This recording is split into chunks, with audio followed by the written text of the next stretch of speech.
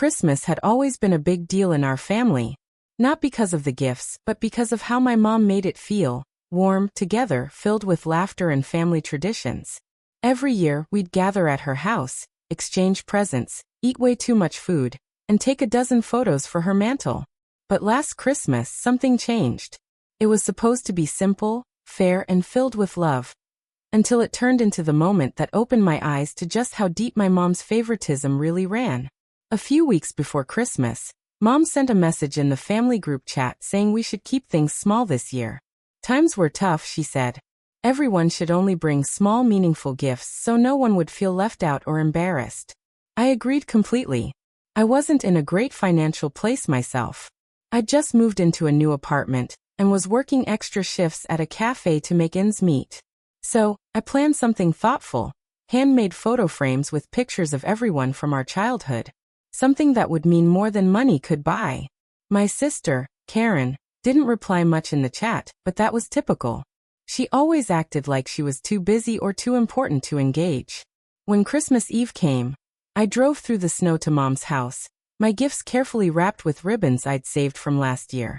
The house smelled like cinnamon and roasted turkey, and the tree sparkled with the same ornaments we'd used since we were kids.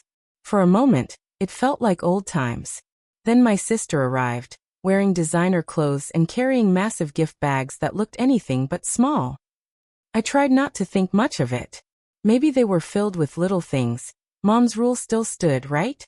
As we gathered around the tree, Mom smiled and said, "Let's start with the little ones first," referring to Karen's two kids. They giggled with excitement as their aunt, me, handed them my small wrapped gifts first. They tore open the packages, finding handmade picture frames with their baby photos, and a short letter I'd written for each of them. "Thank you, Auntie," they said politely, though their smiles faded quickly when their mom placed two huge boxes in front of them. The room fell silent as they opened them. Inside were the latest iPhones. Brand new. Still sealed. My jaw tightened. Everyone gasped, including Mom, though not in shock but delight. "Oh, Karen. You didn't have to," she gushed. My sister shrugged, smirking. "It's Christmas, Mom. I can't help wanting to spoil them a little." I looked at Mom, waiting for her to say something. Remind Karen that she was the one who insisted on small gifts, that this wasn't fair. But instead, she just beamed with pride, as if her daughter had just done something noble.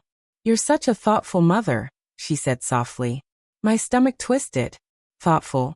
It was showy. It was manipulative. It was everything Mom had told us not to do. Then came the rest of the gifts. Mom had bought my sister a beautiful gold necklace. She'd gotten Karen's husband an expensive watch. When it came to my turn, I received a candle. A scented candle from the discount store. "I know you love simple things," Mom said quickly, smiling like she'd done me a favor. My sister chuckled under her breath. "Yeah, it suits her." The words hit me harder than they should have. The rest of the night, I sat quietly, helping clean up, pretending I wasn't affected. But inside, I was burning. I thought about every Christmas, every birthday, every little moment where Mom had favored Karen. The excuses. The justifications. The way she always found a reason to downplay anything I did and celebrate everything my sister touched. And now, even after setting clear boundaries, she'd let Karen break them without consequence. I went home that night holding back tears. The candle sat in the passenger seat, untouched. I didn't even light it when I got back. Instead, I poured a glass of wine and sat in silence, replaying everything. Then as I checked my phone, something caught my eye, a post from Karen on Facebook. A photo of her kids holding their new iPhones, with Mom standing behind them smiling. The caption read, "Some rules are meant to be broken when it comes to love. Red heart # best Christmas ever." That was it. The anger, the humiliation, the years of being dismissed, all of it boiled over. I didn't want revenge for the sake of being cruel.